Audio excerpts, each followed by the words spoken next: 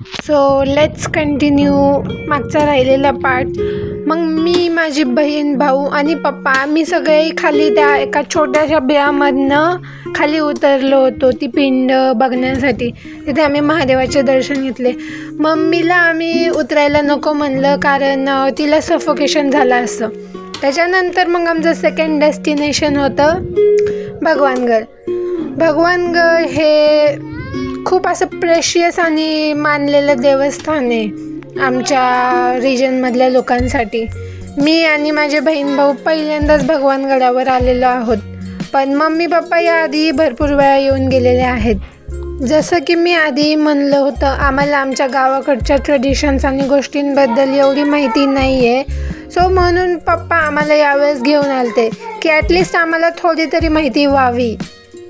तसं ॲक्च्युअलमध्ये भगवानगडाच्या परिसरात शाळा, कॅन्टीन, जेवणासाठी भोजनालय वगैरे सगळं आहे. पण सगळ्यात भारी मला वाटलं ते म्हणजे हे मंदिर. आणि कारण हे मंदिर वरती ग्राउंड लेवलला विठ्ठलाची मूर्ती होती आणि खाली अंडरग्राऊंड लेवलला बाबांची समाधी होती. समाधी म्हणजे तर तुम्हाला माहितीच असेल ना. आणि एकदम सुंदर बनवलेलं होतं. ही आहे ती समाधी.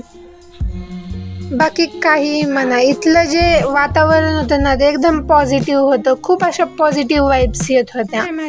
त्यानंतर इथे अजून एक समाधी होती जी कुणाची आहे ती मला एवढं काही माहिती नाही, पण जाऊ द्या आता. पण मला इथलं एकदम असं डिझाईन आणि ते सगळं जे काही केलं आहे ना मंदिराचं काम एकदम सुंदर वाटलं. मी खूप एक्सायटेडली मंदिराचा पूर्ण परिसर बघत होते अंडरग्राऊंडवाला, कारण हे अंडरग्राऊंडवाल्या गोष्टी मला खूप आवडतात. एक तर मरीमध्येही मला तसा चान्स भेटला आणि इथेही थोडाफार होता अंडरग्राऊंडवाला. आणि हे बघा सारखं लागतं आहे मला आज, तर किती वेळा लागून घेतला असेल काय सांगू मी. हे बघा एकदम सुंदर असं वातावरण होतं. लोक पण किती आली तरी सामावून जात होती कारण पूर्ण तेवढी जागा केली आहे आणि लोक येतात पण नाही जास्त. आणि हे राहिलं ते वरचं ग्राउंड लेवलवालं मंदिर. मी म्हणलं होतं ना विठ्ठलाचं मंदिर आहे ते. बघा किती सुंदर मूर्ती आहे. सो इथे मी व्हिडिओ शूट करायचा प्रयत्न करत होते, पण माझ्याकडनं माझा फोनच खाली पडला होता. नशीब फोनला काही झालं नाही, नाहीतर मम्मी ओरडलीच असती मला.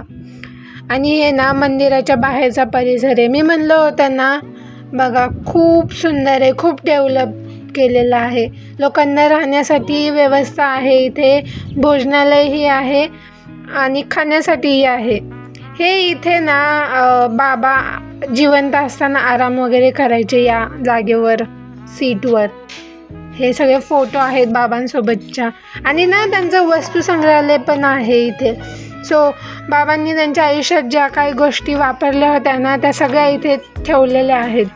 हे पण अजून एक मंदिर आहे, ते कुणाचं एवढं मला आता आठवत नाही आहे. पण खरं काय सांगू, त्या दिवशी उन्हामुळे सगळं गरम झालं होतं ना बाहेर, आणि चप्पल काढून तर एवढे चटके बसत होते ना. सो आजच्यासाठी एवढंच. भेटू माझ्या नेक्स्ट व्लॉगमध्ये. Don't forget to subscribe me.